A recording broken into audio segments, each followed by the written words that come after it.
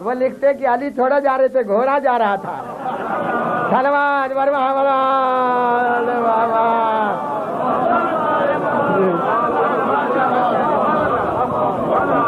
ہوتے ہوئے گھوڑا موجود تھا مولا کائنات کا، اس میدان میں بھی موجود تھا. جس کا دل چاہے کتاب پڑھ لے. کہا کہ آج میں نے احتیاط برتی ہے کہ بعد والوں کو یہ موقع ہی نہ ملے لکھنے کا کہ وہ تو گھوڑا جا رہا تھا میدان میں. نبی نے گھوڑے کو کہا تو گھوڑے کو یہ کل ایمان مان سکتے ہیں. درود بر محمد.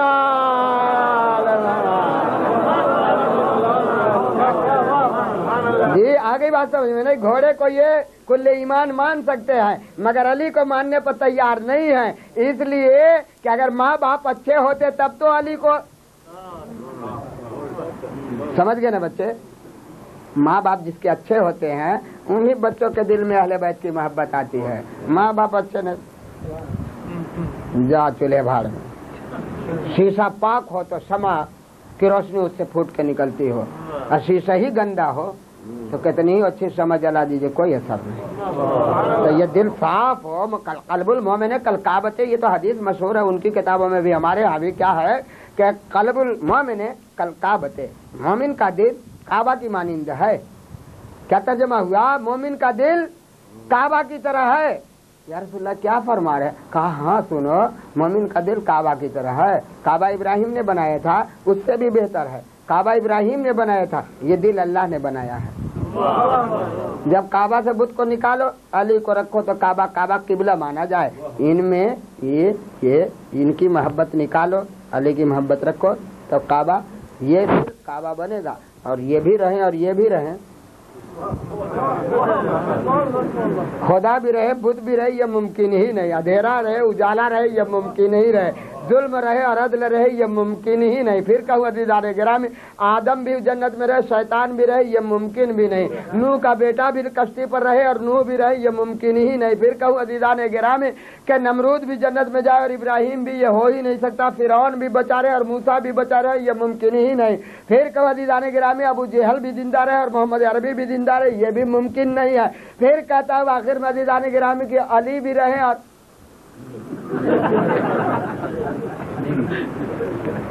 پوچھے حیدرآباد کے لوگ ہیں، نام بدلیتا ہوں، انوار اللغت نام کی کتاب ہے، وہاں کے ایک عالم دین نے ان کے ہی مسلک سے لکھا ہے کہ لا تجمع فی قلب واحد حب علی و حب عثمان، کہ کسی دل میں ایک ساتھ علی اور عثمان کی محبت جمع نہیں ہو سکتی.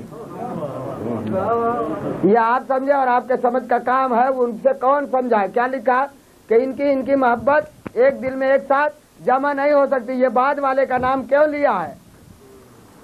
اس لیے کہ اسی سلسلے سے اور سب کو سمجھ لو. تو چھوڑ کے بھاگ گئے ہیں، خندق میں پہنچ نہ گیا تھا تو ہو گیا معاملہ.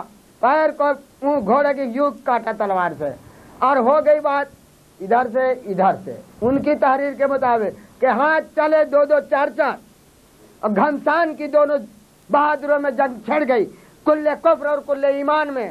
تو انہوں نے کہا کہ اتنے پیترے بدلے گئے اور حملے ایک دوسرے پر ہوئے کہ گرد اٹھی اور دونوں اس میں چھپ گئے، دکھائی اب نہیں دیتے.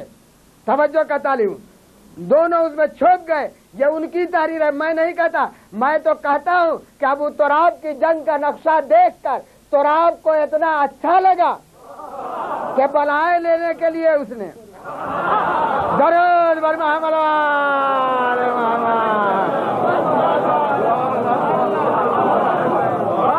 جب گرد میں ان کی ہی بات دوہرا دوں، جب گرد میں دونوں چھپ گئے تب نبی نے کہا ہے کہ جو علی کی کامیابی کی خبر لائے گا اس کے لیے جنت کی ذمہ دار وہ دے رہا تھا. جنت تو کوئی نکلنے پر تیار نہیں تھا. آپ جب نبی نے کہا جو علی کی کامیابی کی، کچھ دلوں میں یہ تصور آیا کہ معلوم ہوتا کہ علی جیت گئے، کامیاب ہوئے، تبھی تو نبی کہہ رہے تو خیمے سے نکلے جنت لینے کے لیے، دوڑے چلے گئے اور جا گئے. جیسے کل کہا تھا نا، آج کے جانے میں تیزی ہے. ہم پہلے اور ہم پر ریس نہیں ہوتی، ریس ہوتی نا ہے جس کا اونٹ آگے وہی کامیاب.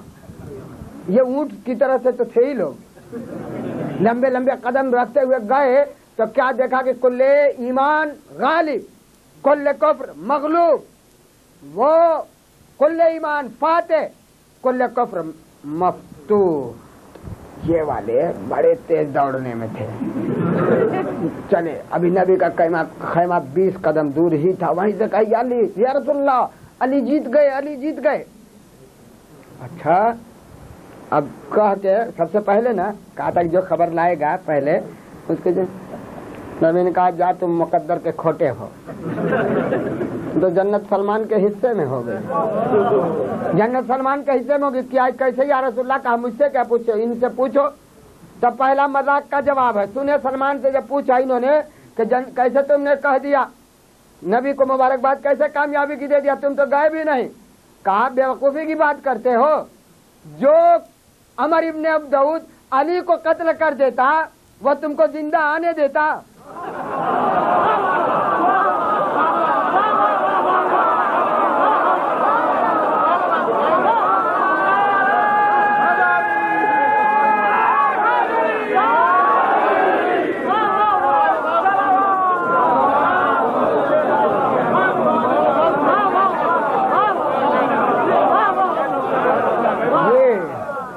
بتاؤ سلمان بولے بیٹھے بیٹھے کہ جب تم علی ایسے بہادر کو جو مار لیتا تم کو زندہ آنے دیتا, ان کو تو 2 ٹکڑے کرتا, تم کو 4 کرتا.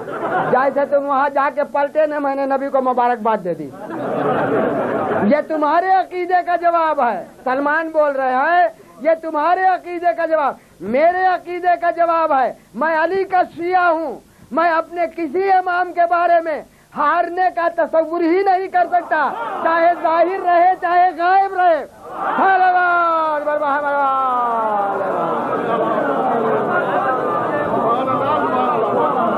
بھائی بات آئی سمجھ میں, کیا کہا سلمان, کہتا ہے تمہارے عقیدے سے ہی جواب دیا کہ جو علی کو مار لیتا وہ تم کو زندہ نہیں آنے دیتا, تم بھی وہی ڈھیر رہتے, ہاتھ کہیں پیر کہیں, پائجامہ کہیں قمیص کہیں.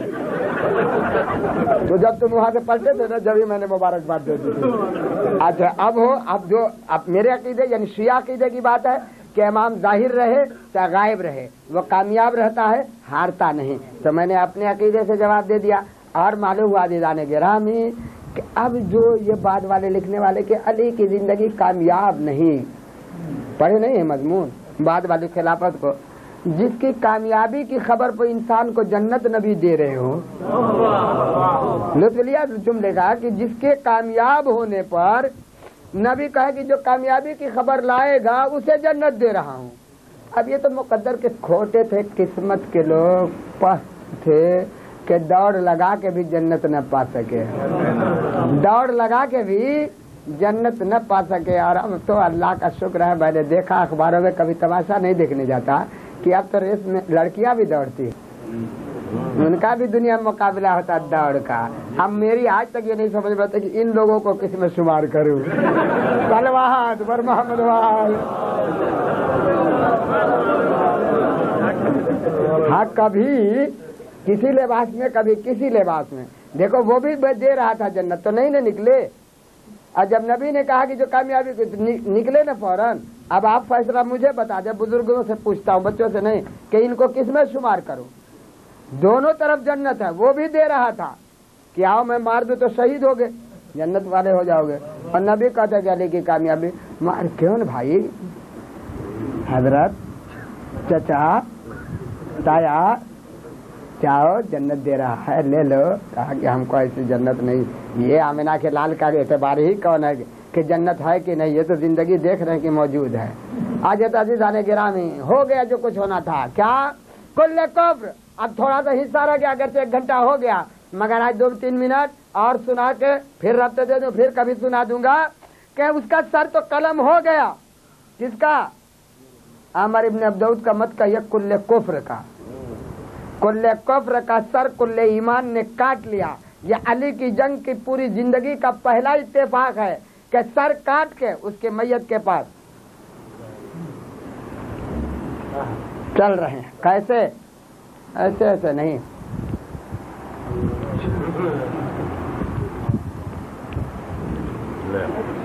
خوب شان کی چال چل رہے. تو ان سے نہ دیکھا گیا, یہ زیادہ جلتے تھے. کہنے کے کہ یا رسول اللہ دیکھ نہیں رہے آج علی کو, اترا کے چل رہے ہیں, تکبر کر رہے ہیں.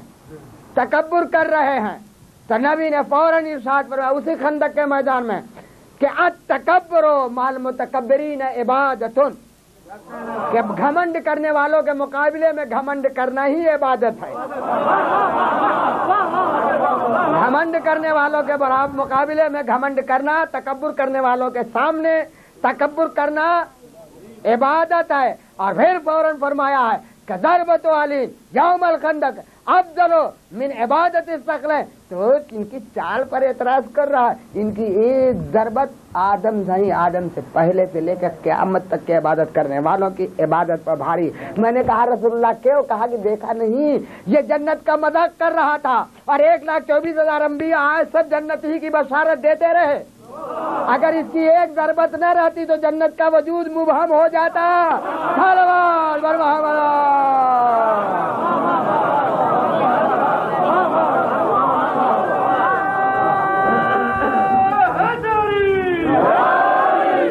جنت کا وجود مبہم ہو جاتا. 1,24,000 نبیوں کی